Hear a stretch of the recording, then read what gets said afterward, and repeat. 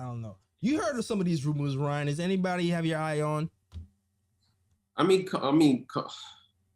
think when I was looking through, at least the guys that we mentioned, I think the guys that I would most have my eye on is like Gary Trent Jr. He's one of them. I believe Malik Beasley as well, because the good thing about Malik Beasley is that he could basically be a rental for this season. So if we get him through a trade, you have a club option to keep him or not next season. So you could release him if you feel like, you know, you don't want to keep him for the extra season. So that would wipe some salary off the books. And Beasley's been. Uh-oh. Ryan G, are you gone? I feel like my man Ryan G's internet has failed you. I hope not, but it looks like that might be the case. Well, I'll just take it from here. Shout out to my guy Ryan G's internet. He's right now caught in the Matrix somewhere in Zoom. Malik Beasley. Malik Beasley is an interesting case because Malik Beasley is a gunner. All right. You see this 8.6 3-point attempts a game gives you three made 3-pointers a game. At the rate, he's shooting 35% from three, which to me isn't super special. It's kind of a down year for him. I think he shot 37% from three the season before. Right now, he's shooting 39% from the field as well, which also isn't good. But like Ryan G said, he's a player that is his expiring contract. So even though he'll be on the books this season, there's a team option for Beasley the next season in 2023-2024. And he only costs around 15 million to move. So who knows? Maybe you can give them Cam. I think Cam's 9 million. I think that's in the neighborhood for a trade that can work for both teams. Maybe give Cam in a second or something to make salaries work for Beasley. And I don't really care about second round picks. We have a plethora of second round picks to give. So I'm not really worried about second round picks. But the thing for me though, when I'm looking at Beasley, yes, he can shoot threes okay. Yes, he can kind of play make a little bit, not his strongest suit, but he can do some secondary playmaking on fast breaks and things of that nature. But why I think I will stay away from Beasley, not I think I will stay away from Beasley, is really the defense. Because when you're looking at the defense, like we already have a 3-point guy who plays no defense on the bench. His name is Evan Fournier. If we're going to trade for another like a 6'4" wing who can't play defense, already, like, to me that doesn't really make sense. Whoever we make a move for, if we're going to make a move for, in my eyes, can't be an expensive move, one, because we still need to kind of hoard some assets for bigger trades in the future. And two, they're going to have to give us something different that we don't already have on this bench. And we already have a guy who gives you threes and doesn't play defense. So I would definitely pass. Myself, I would pass on the Beasley trade. But he mentioned Beasley because of Ian Begley. Ian Begley mentioned that the Knicks were looking into Beasley a year before. You know what I mean? So it's a possibility that the Knicks could keep their eye on Beasley again, considering that we do need some wing scoring help. All right. But yeah, I don't know about Beasley. I'm a little bit shaky on him. Hi, here we go. My guy Ryan G's back in the building. All right, shout out to Ryan G. I can't get to who else Ryan mentioned. Excuse me. Hey Ryan, are you back? Yeah, my computer just, I don't know, malfunctioned. Okay. Well, I'll update you on what I just said. I said I would pass personally on him because we already have a guy on the bench who can shoot threes and doesn't play defense, and his name is Evan Fournier. Can you Okay, hear I me? mean, yeah, I can't hear you. I mean, y'all understand that. I mean, I'm looking for, who can provide pop off the bench, Right. more so. And like I said, like out of everybody, Gary Trent Jr. would be my first target because I feel like he would definitely be that guy where, he would provide the defense and he would provide the shooting. Malik Beasley would be more like a backup option, like as if, okay, if you don't get Gary Trent Jr., who else can you get on a cheap where he can definitely help your bench score some baskets? And he's definitely one of those players. And the Eric Gordon one, like I said, was kind of interesting because like his contract is guaranteed for this season. And then next season it's a non-guaranteed contract. He's only fully guaranteed if he makes the All-Star team or he plays 500 minutes or something along those lines, or Houston wins a championship. And that's according to what I'm reading from Woj and Bobby Marks.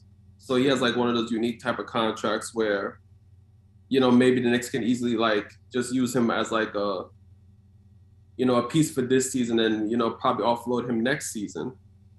But like at the end of the day, like when I look at all the guys, like Gary Trent Jr. would be my number one target. If I don't get Gary Trent Jr., then I would look at the other guys.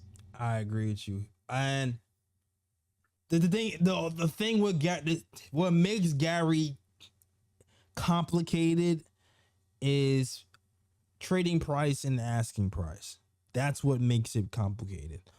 Um, and I'll talk a little bit more in depth about it. Gary Trent, starter in this league, averaging 18.5 points a game, season high 35 points. Launches him, 7.1 threes a game. Shoots 43% from the field, 36% from three. And always like this, always like Gary Trent. Me and you liked him before he was with the Raptors. I think he was on the Blazers or whatever. And we wanted him on the team. The thing with Gary, well, the Raptors, when you following the Raptors, what they saying is the most likely to be traded off that Raptors team is Gary Trent Jr. That's what I read today. But here's the thing, what he's gonna cost. You already know aside, he's gonna want first. We already know what our deal is. We're hoarding first to make a move for a star. So if you're trying to hoard first to make a move for a star, do you abandon ship and move that for a guy like Gary Trent instead? I'm not sure if the Knicks are willing to do that unless they're saying, you know what, we'll move a protected first, like the Milwaukee pick, which I'm still not sure they're willing to do that or not. Secondly, Gary Trent is going to opt out. He's making 18.5 million, right? So maybe you give them Evan Fournier, who's expiring in the first. But after that, he's looking for 25 million next season. So are you going to give 25 million to Gary Trent Jr. next season, knowing you have to re-sign quickly? And I guess at that point, Gary Trent Jr. is starting, and you have Grimes coming off the bench. That's my belief in that situation. Would you think I'm correct? I think with Gary Trent Jr., Toronto's that I think, especially with the GM that they have, Masai Ujiri, like I feel like Toronto's going to ask a lot for Gary Trent Jr. And it's just a matter of, okay, like, are we willing to take this risk where we know that he's going to opt out of his contract at the end of the season, and there might be a chance that we give up assets and he does not re-sign with us, and that's the one thing that really concerns me about the Gary Trent Jr. trade, Mm-hmm. and And that's why I kind of look at the other options because I'm like, Yeah.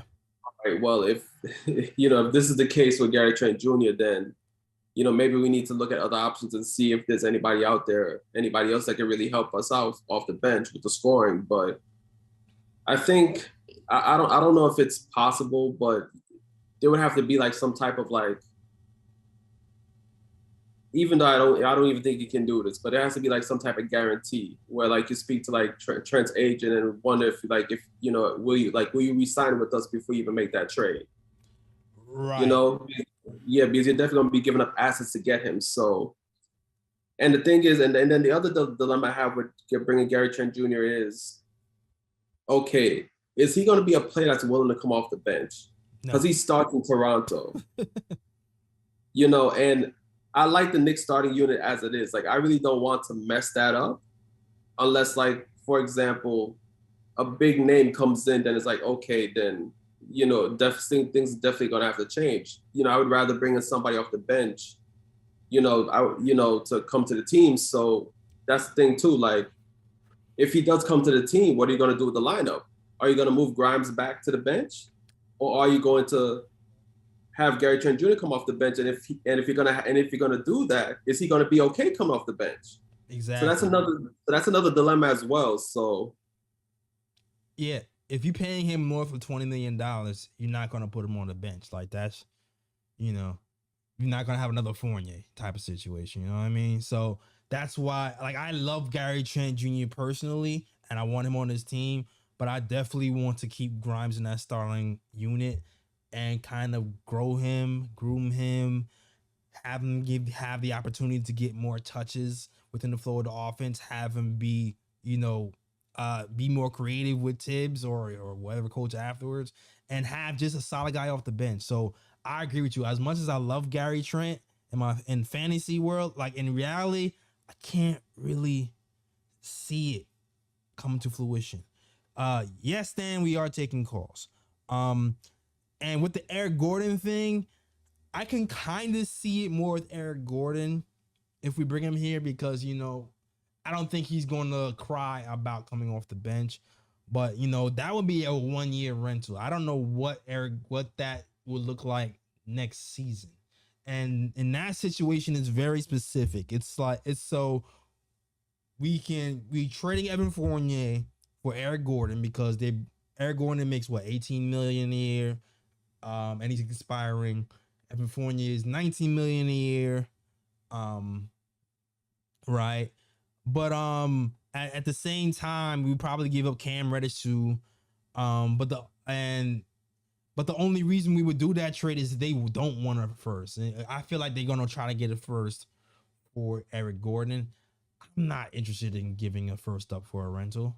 You know what I mean? Like that is it doesn't make sense. So even though the way he plays, the way Eric Gordon shoots threes, the way he can kind of solidify our bench, the way he's a vet and he becomes coming off the bench, all those reasons it makes sense to bring him here. But long term, you're not going to give up a first to have him come off the bench. That's just stupid.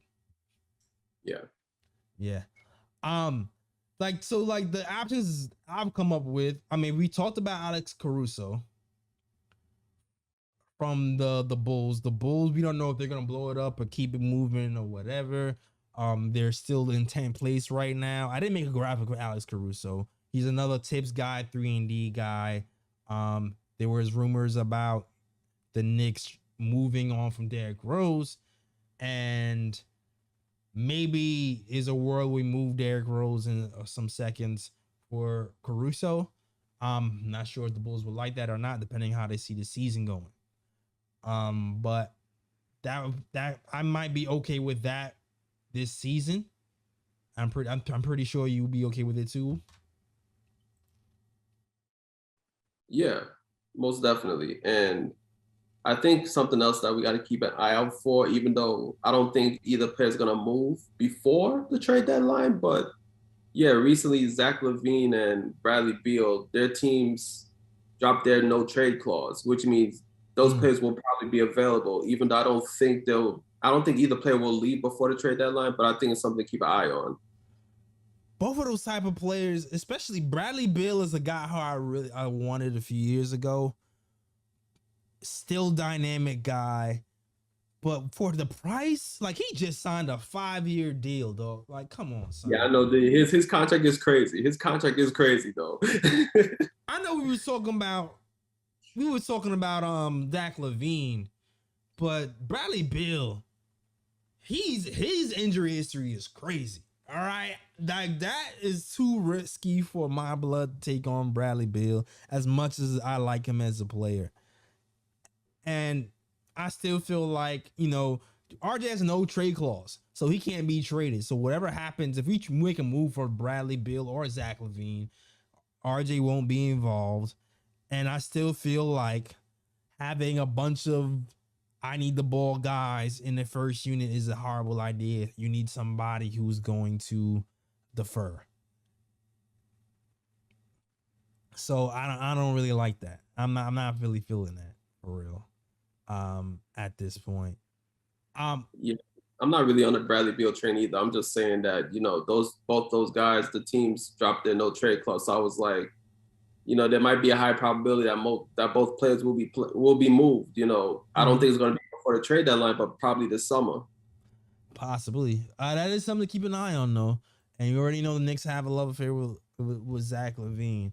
I'm still holding out hope that RJ develops his entire game.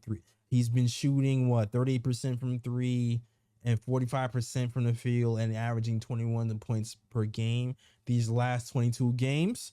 Not counting the game that happened today. So he's been on the uptick since the Dallas game. So I'm keeping up hope that RJ Barrett can continue to develop and take steps to grow and get some post position going, get some go-to moves in that mid area, and start to expand his passing game. Like I know he can. I do have a suggestion.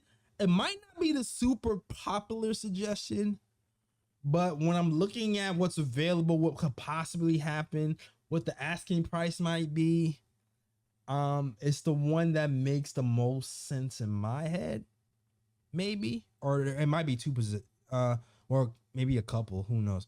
But one of them is freaking Gary Harris.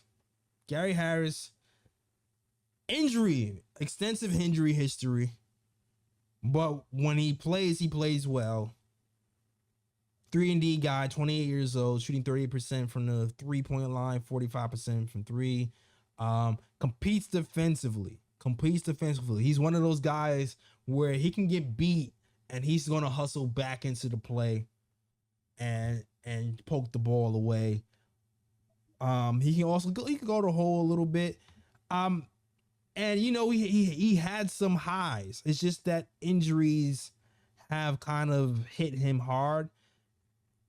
And when you're looking at his contract, he fits the mold of guys who are on expiring deals. Let me see if I can look it up real quick. Malik Beasley. Unless you can find, I can't seem to find it at this moment. Gary Harris. So here we go. $13 million made this year, and he has a team option next season. So only costs $13 million. I can see a Cam and maybe a second or two for Gary if they decided to blow it up. I don't know. Maybe I'm being too hopeful. What do you think about a Gary Harris move? I mean, he's a solid player. Back when I think he used to play for, what was his team before the Magic? I want to say, I can't recall at the moment, but the Nuggets. It probably is the Nuggets. Yeah, he played with Jamal Murray and those dudes. Yeah, but during his Nuggets days, I definitely did like his game.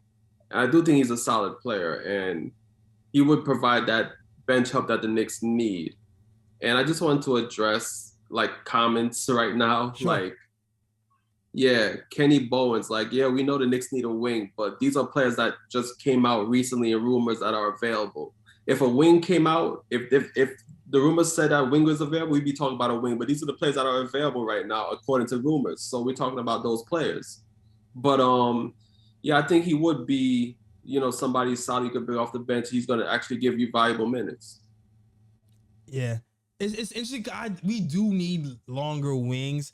Like, it's just, those are really hard to come by, man. They're just like, which is what makes the Cam thing frustrating. They're just really hard to come by. The Raptors at this point, they're not really looking to move OG. I read their asking price for OG is in the DeJounte Murray realm, so they would want 2 unprotected firsts for him, and they probably want some salary filler. So, like, I mean, it makes sense, but I would love OG, who would be a guy who will be a defensive wing for us, better than anything we have and longer. But the asking price, dog, is woof, woof, woof, woof. Like, it kind of, it shackles us to make another move. So it's kind of rough. It's kind of rough, and they don't have to move him. And to be honest with you, there's a player on the Magic. There's a couple of players on the Magic that I still have my eye on. I'm not gonna hold you. One of them, I still have my eye on Mo Bamba, man. I still have my eye on Mo Bamba, Ryan. As a backup 3 center, I know they're shopping him. They have a lot of big wings, center power forward guys, and I feel like he's not going to get the minutes and playing time. And I still feel like we need a backup center who can shoot threes. I would love to make a flyer on him. Also, Jonathan Isaac. If there was a way for the Knicks to pry Jonathan Isaac away from the Magic, I would love that. Like, that guy is 6'10", 7-foot wingspan, had a gruesome injury years ago on the Magic, so he hasn't played in the last few seasons. And I can see him, he's very mobile, so I can see him being power forward and just being that annoying wing player defensively too. You know what I mean? Mm-hmm. And he just played his first game in a long time in the G League, and I think he had 15. I think he had like 15 points, 5 rebounds, some deflections and something. So this is a guy. He's like a buy low guy. I'm not even sure if he's available, but I'm just looking at the way the Magic are built and how many long wing guys they have and how many minutes they have, and I'm thinking, you know what? Maybe we can pry one that they don't need. Just like how teams might be looking at Obi topping for us, going, Randall's taking all the minutes. There's not a lot of time for him to develop. I could see a team being open to trying to pry Obi. So I'm hoping we can do that do that to another team. Yeah. Well, I want to lead off by saying this. There's a number of players on Toronto that I wish the Knicks can just pry away from them. Just take one of those wings and put them on the Knicks. But I already know Toronto's asking price for a lot of those guys is going to be way too high. So you don't even want to look in that direction. But I do think with the Magic, Mo Bamba for me is pretty much dead. I'm over Mo Bamba right now. I think I would much rather take my chances with Jonathan Isaac, hoping that, the injuries that he overcome, I'm going to be hoping that, he's overcoming for real. And I would definitely take my chances on him, because he was a pretty, solid player before he went down with the injury. Yeah. And there's a lot of potential there. So I would definitely take my chances with Jonathan Isaac if he does become available. Absolutely. If he does become available, I don't know. I would try my hardest, man. Try my dangest. Salute to the chat. That is saying for 929 Kenny Bowens. Paul Butler says Knicks are too small and not athletic. I agree with you, man. I agree. We need some long wings. It's hard to come by. Shout out to everybody who's rocking with the show. I know we have 2 callers on the line. First caller up is my guy, Jason M. What's going on, Jason?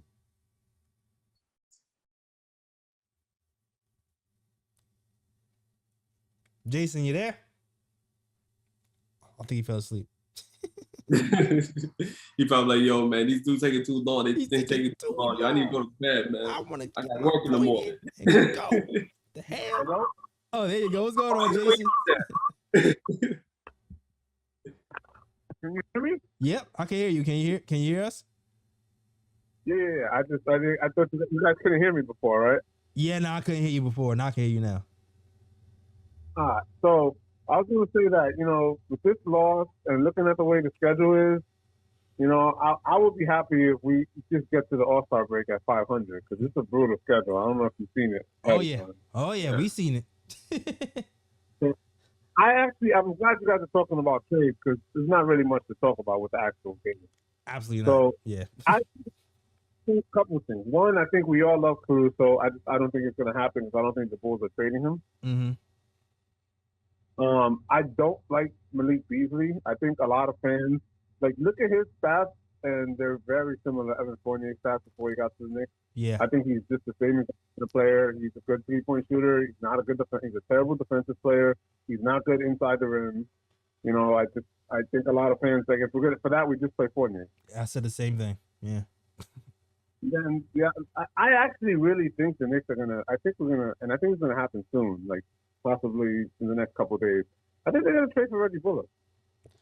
I think he doesn't really fit in terms of the bench spark plug, but he does fit in terms of a bigger defender. He is a wing because people keep saying we need wings. He can, and Tibbs loves bringing his guys back. He kept bringing Taj and Rose back with him. Also, I know that you guys are looking at the numbers and saying how he's bad this year, but he's not a young player. It's his 10th year in the NBA. I trust he shot 38% for 10 years. I trust that his shooting is real, and he just was having a bad run. I don't think he's going to be that's the way he's going to be for the rest of his career, a 33% 3-point shooter now. I feel it. I understand. I get it. He's very much a bench I player. love it. I'm just saying. I think they're going to do it, and I'm okay with it. I like the idea of Eric Gordon trade, and what I would say about that is, I know you were saying that they want a first. They're not going to get a first, so either they're going to. I don't think any team's giving them a first to Eric Gordon. So either they're going to keep Eric Gordon and not trade him, or they're going to have to trade him for lower than a first. Because nobody's giving up a first for a 34-year-old who's on an expiring contract, making $19 million, and he's a decent player, but he's not great. Yeah. Listen. So yeah, I would be happy with Gordon. I'd be okay with Bullock. I'm not saying I'd be happy with it. I'd be fine with it. I would love Caruso. There's other players, but I don't know if those there's a whole bunch of other players. I don't know if any of these other guys are going to be traded, so there's no point even bringing them up. I hear you. I hear you. We just bringing up players because Ian mentioned them. They've been going around the Knicks streets, and we're just kind of hypothesizing. We're just going off rumors right now and talking about those. But like you said, there's other players. This player, because people are talking about, they're still too short. We know, but it's what's available on the market. We can't trade for players that aren't available. It's just exactly. what it is.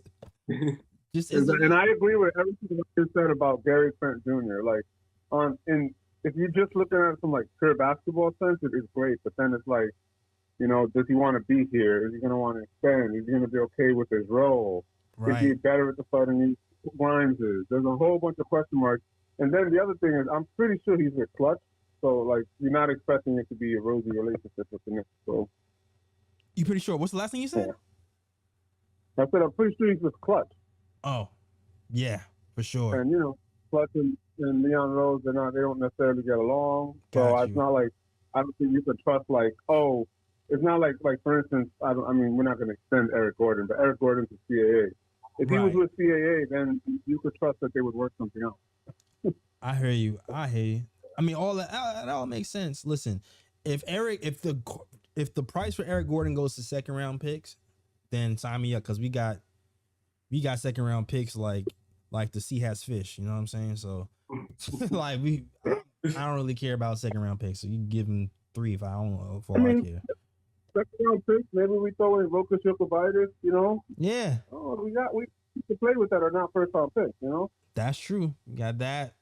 We got Zv. We got things to move. We got things that we can move. So I'm with it. I'm hoping you're right that price drops. And it's yesterday's price is not today's price means the price is going down in this instance. All right. Yeah. Look, as people say with Cam Reddish, when the Knicks wanted a first, they said if teams were going to give a first, then Cam Reddish would have been traded already. The same thing with Eric Gordon. If teams were going to give a first, then he wouldn't be on the Rockets right now. Absolutely. All right, yo, thanks for calling. Oh, you got something else to say? No, that's all I got. Thanks for taking my call. All right, got you. All right, so this is my guy, Jason. I like Glamour Knicks was like, I seen Bullock up close and personal in Dallas. Hell no, I don't want no Bullock.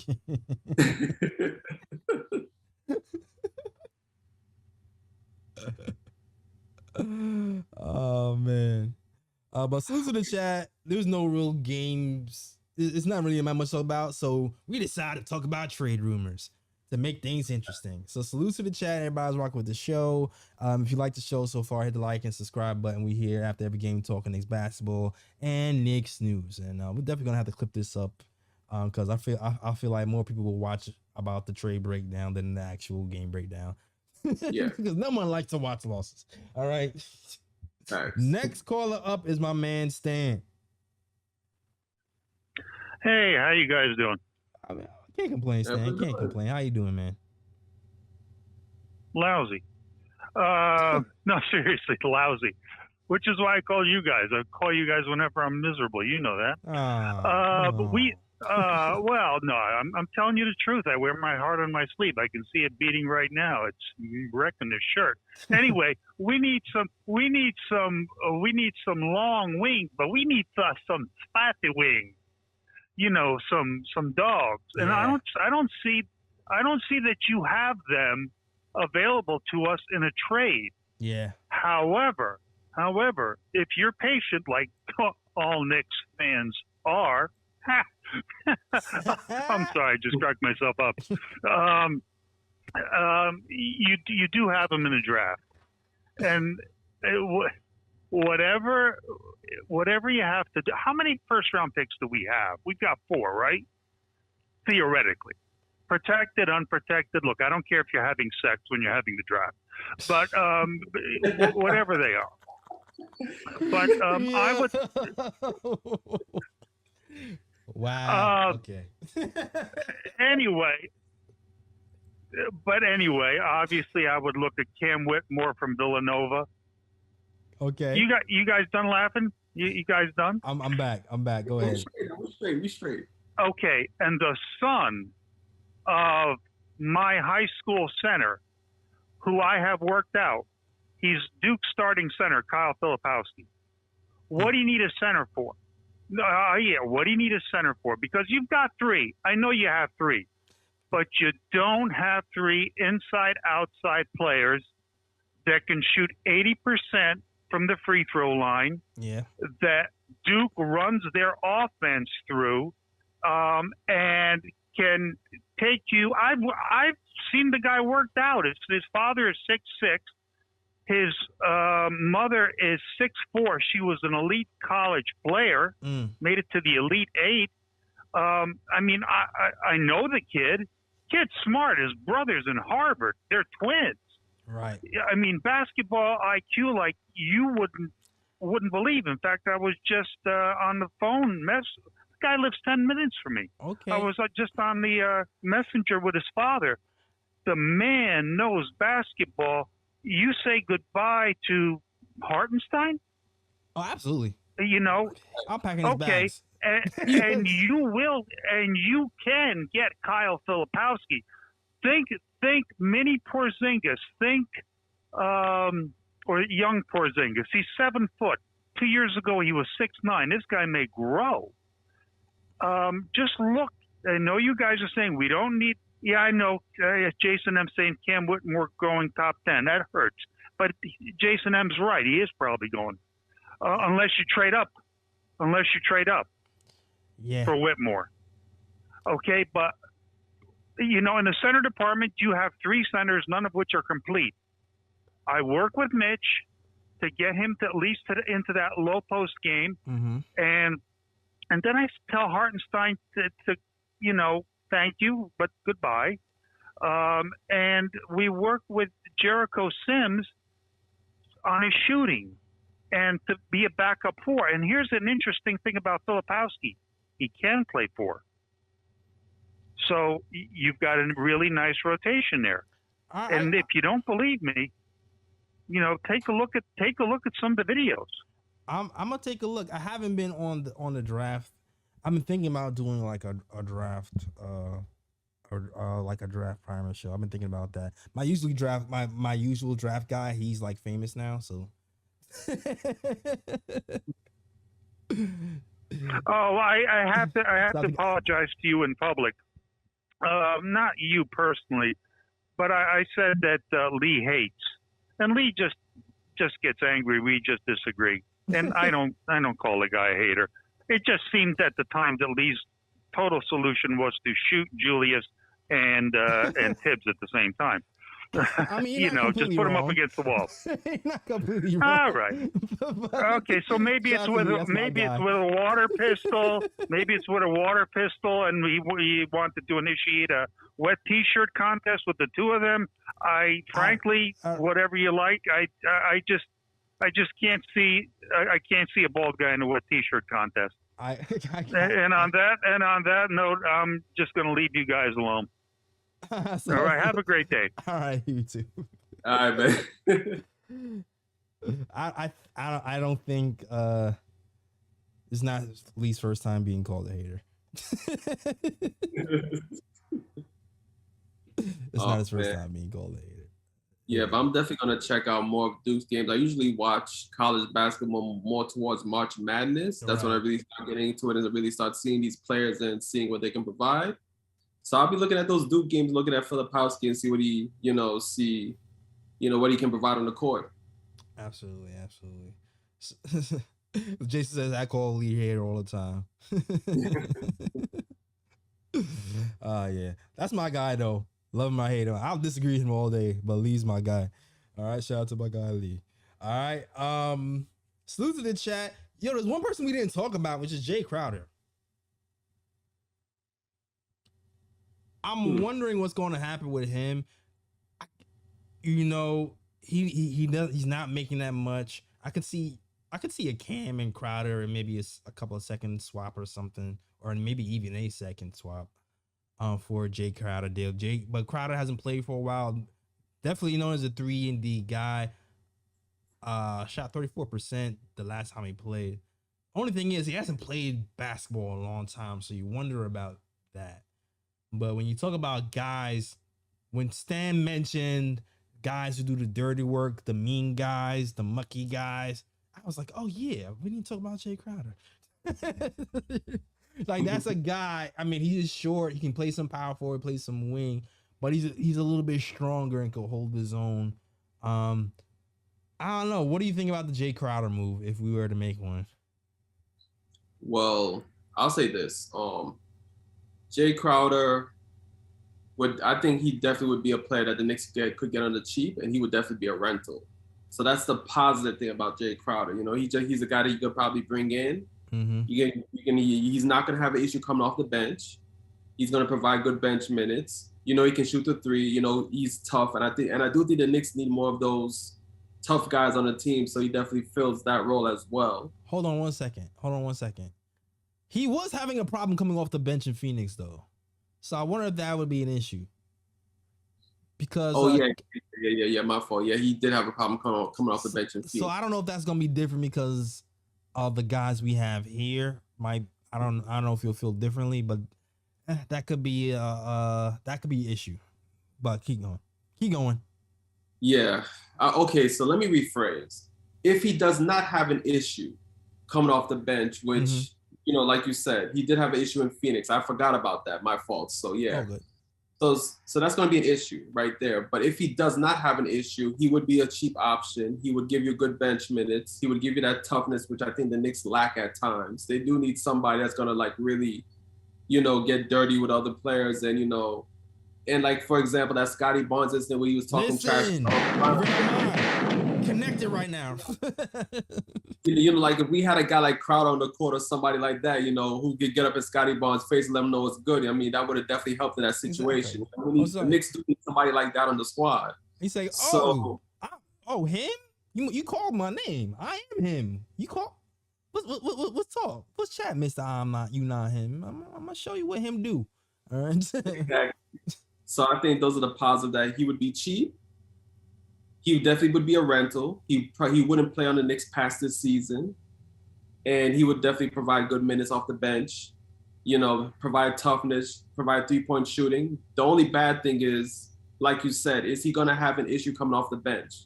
That's the only thing that you really have to worry about with bringing in Jay Crowder. Okay.